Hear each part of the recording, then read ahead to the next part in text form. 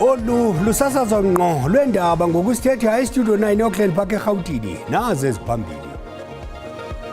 Under apartheid, there was no law compelling anybody to rehabilitate anything.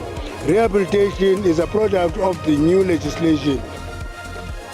Kumenyelelwa ukuqiniswa kwenzame zokuhlangula bombi mgodini abangekho mthethweni abasavaleleka amathunjini omhlaba kumgodi Stilfontein eMhlantshona. As the G20, we need to ensure that the achievement of sustainable development goals remains at the forefront. Uyaqala uMzantsi Afrika ukuxhuzula imikhali yolawulo ngomhla wokuqala kwenyanga ezayo njengomongameli wembutho yamazwe e-G20.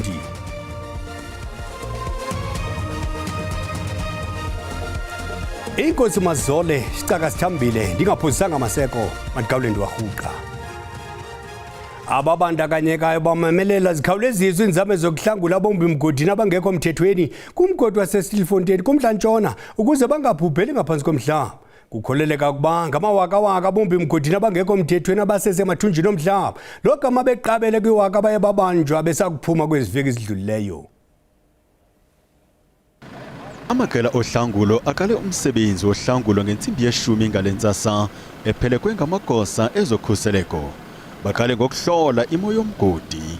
The first thing that should have been done is that if there are community members who have access to them, then they should be allowed space to talk with them until they concede and say, we will get out. The reality is that what the minister said initially is actually what is happening.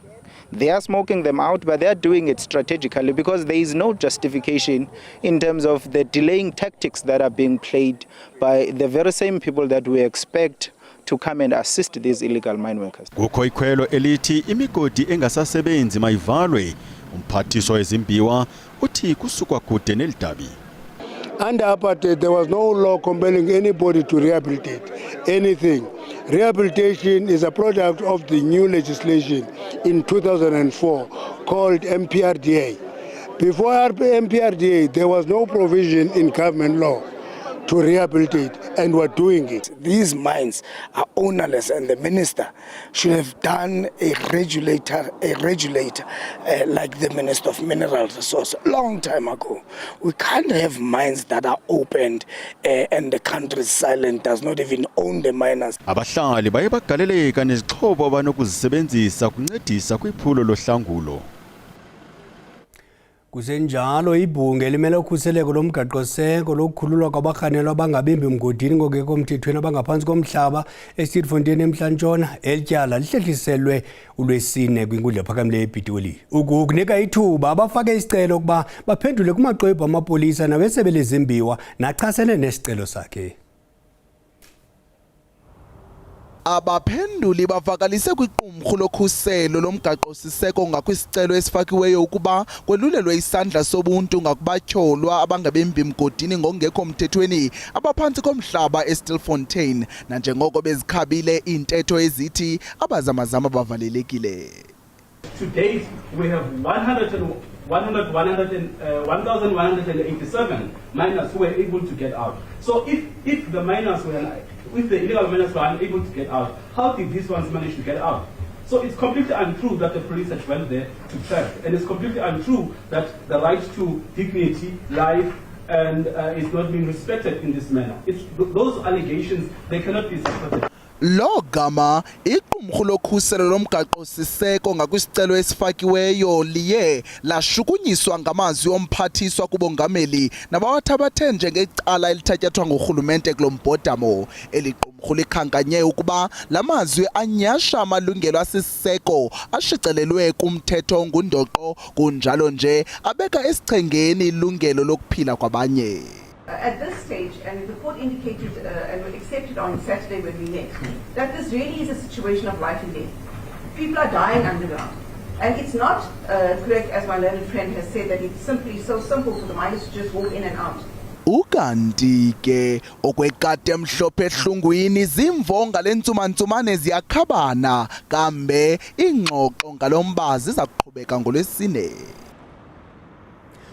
Amapolisa amane aseMpumalanga atyholwa ngokweba i-1.8 million rand kwindlu yokutyholwa ngokuba ngungqondo-ngqondo ozamazama. La mapolisa avele kwinkundla kamantyi yaseBarberton ze ipolisa ngalinye lanikwa ibheyili ye-5,000 rand. Amagosa ezesipolisa avalelekile uDanisile Mahlangu, uMandla Ndlovu, uBongani Dlamini noDr Zulu batyholwa ngokuba inkundla ive ukuba esisine siqoqe indlu yotyholwa ngokuba ngungqondo-ngqondo uMombi Mgodi ngongekho mthethweni ze aba i-1.8 million rand eye yafakwa kwiwardrobe. Unyana womtyholwa wongqondo-ngqondo uye wabanjwa ze washiywa eziseleni iiyure ezingaphaya kwezintlanu engabekwanga tyala. Kuvakaliswa ukuba abacuphi bafumene imali engange-2,000 rand kuphela kwimali ethathwe kule ndlu. Isikhalazo sigxininise ngelithi le mali ibingaphaya kwe-2,000 rand. Abakwantsasana baqinisekile ukuba banetyala elingqingqwanga kula magosa ezesipolisa abandakanyekayo kwesi siganeko. Hearing will be instituted against them because they are police officers and they are sergeant. They are not constable. They are not just coming from college now. They know the rules and regulations, and they also know that they must work in integrity, not even stealing or getting bribery or any other wrong things. So our side, when we were doing investigation, we believe that we have got strong case. Logama abatyholwa bavakalisa ngelithi baye bayishiya le mali nanjengoko bekusadingeka beqhube nophando. Ukanti ke lamapolisa abekwe ityala lokuba ngamatutu nokuqabela ngaphaya kwemida yobulungisa. Kananjalo lamatyala ahlehliselwe umhla wama-29 kwinyanga yomqungu ka-2025. Umongameli Cyril Ramaphosa uthi uMzantsi Afrika uza kuthatha ubongameli be-G20 ngomhla wokuqala kuDisemba. Ibhidiyo liza kuzama ukomeleza intlalo ngenkqubo ukusabela kwimingeni ejamelene nehlabathi ngelokuqinisekisa ukuba akukho lizwe elishiyeka ngasemva. Umongameli ebethetha kwingquthe le-G20 kwisixeko saseBrazil iRio de Janeiro. I-G20 liqonga elakhe labaluleka ihlabathini elaqala ngokuqwebisana nombhodamo wezimali e-Asia. Ingqungquthela yokuqala yabanjelwa eWashington DC ngoNovemba ka-2008. uMzantsi Afrika waba yinxalenye yamalungu ayisekayo.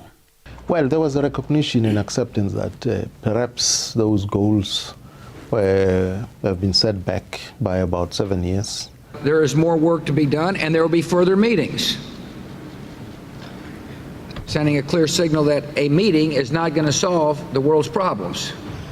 Ngoku icekwa lilele kuMzantsi Afrika nanjengoko uza kusindleka lingqungquthela kulonyaka uzayo.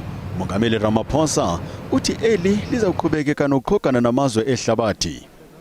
It is only through an integrated and comprehensive system of social support that we will be able to assist the most vulnerable in society. Food security will be one of the high-level priorities of South Africa's G20 presidency.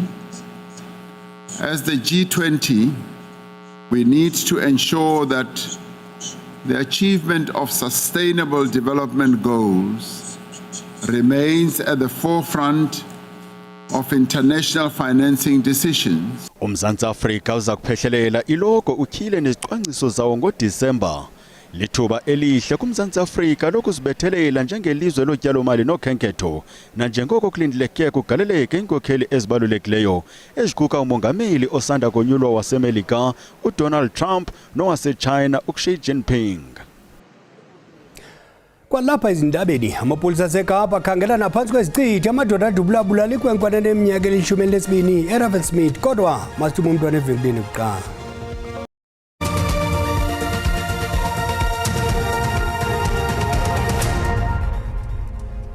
Usabukele indaba zisasazwa ngqo kungaphambili jikelele SABC1 eStudio 9 eAuckland Park eGauteng. Uyakwazi ukuzibukela kwakhona ezindaba xa ufuna kuphela kwazo kwijelo leYouTube uthi SABC indaba zesiXhosa. Kwinqaku eliphambili sithe kumenyelelwa ukuba ziqiniswe iinzame zokuhlangula abombi mgodini abangekho mthethweni abasankolonkoloze emathunjini omhlaba kumgodi ongasasetyenziswa iShaft 11 eStilfontein eMntla Ntshona.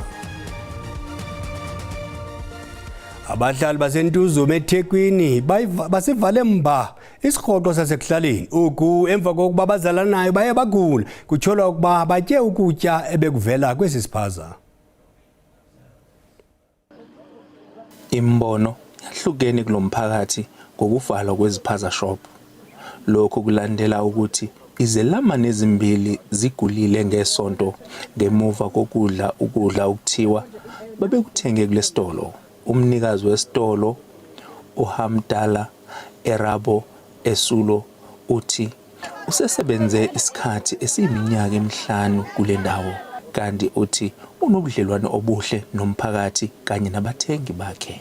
uEsulo uthi kwamethusa ukuthola izindaba zokuthi kunabathengi bakhe ababili abagulayo ngemuva kokuthi bethenge ukudla kulesitolo. Okay, nginamlindela paper lo payment for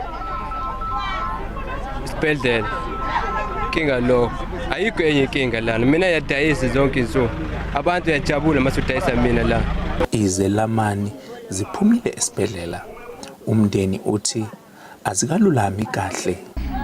Ngangingekho ngibuya ntambama ngathi mangifika la ekhaya ngafike ngezwe kuthiwa usiya use clinic ngathi mangibuza ukuthi sizathu yindaba ese clinic kwathiwa uthenge ama short bread kaSibonelo so bese feyita yebo leyo nto ukubi ekhihliza ngisho amagwebu.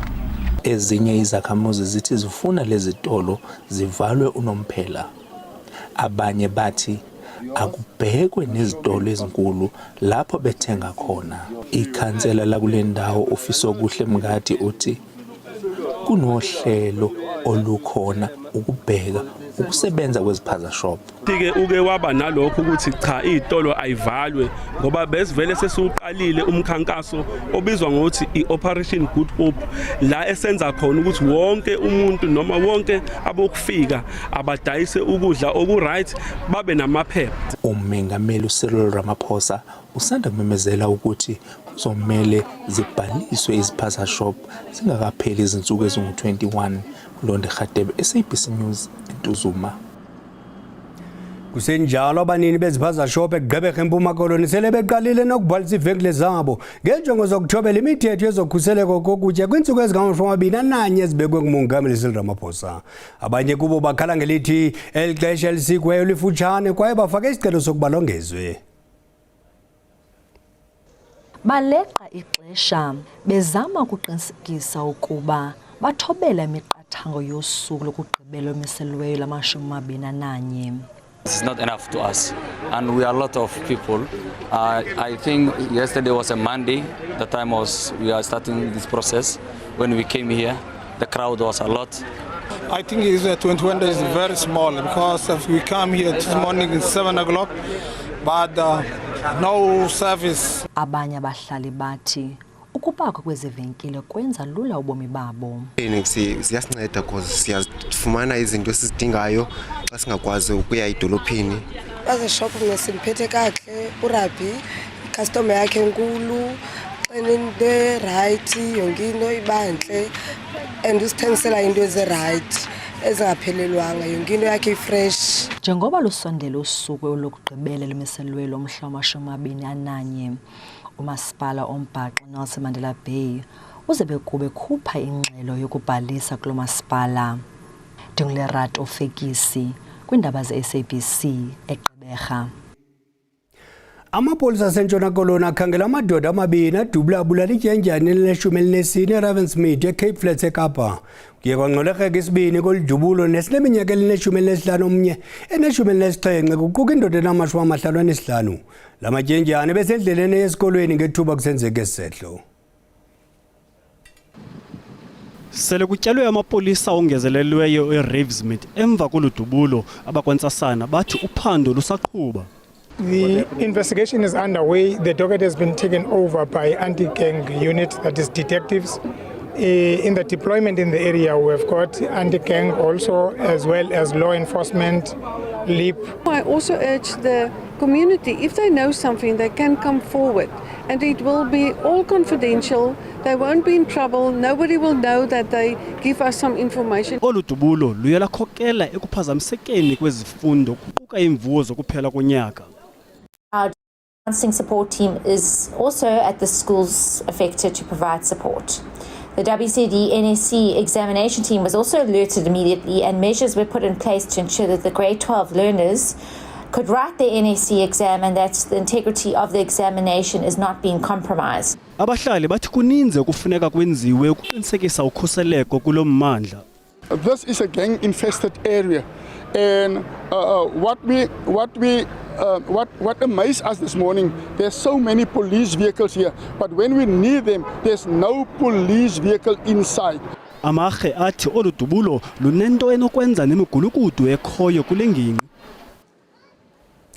Useko lomphatho wesebe lamanzi nogutyulo umnumzana David Mahlobo ufunge ngelithi eli alizokuphelelwa ngamanzi kwaye akho amaphulo kongeza amadama. Ukuza njengoko iziseko ezingundoqo nezingekho mgangathweni kuquka impompo ezivuzayo zichazwe njengowona mngeni omkhulu kwingxaki ezikhoyo zamanzi kweli. David Mahlobo uMahlobo uthi noma ke zikhona inamba zamanzi ezifundazweni ezifaka phakathi ngisho eGauteng kodwa ke angeke aze aphele nya amanzi eningizimu Afrika. As a country, we will never run out of water by 2030.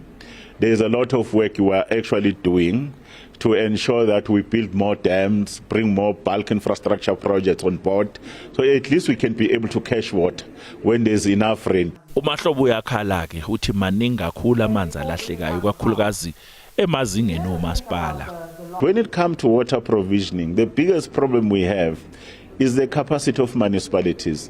They have done well over the 30 years ago. Many people got access, but many people, they run for days, for weeks, for months without water.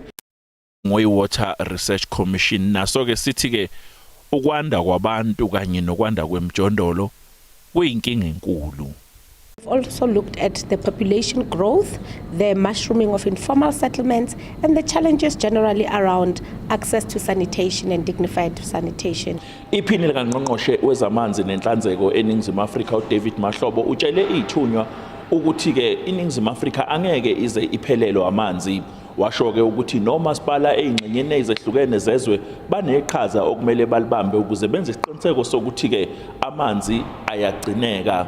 Igama lami nguCalvin wakwaDludla endabeni zeSABC ngibika ngisesentini eGoli. Xa zinongapheli zingaba ziyahlola into zakuthi yeza ngomzozo izanogxa bethu ngesizulu diye kubelixelizayo la Khoshekha.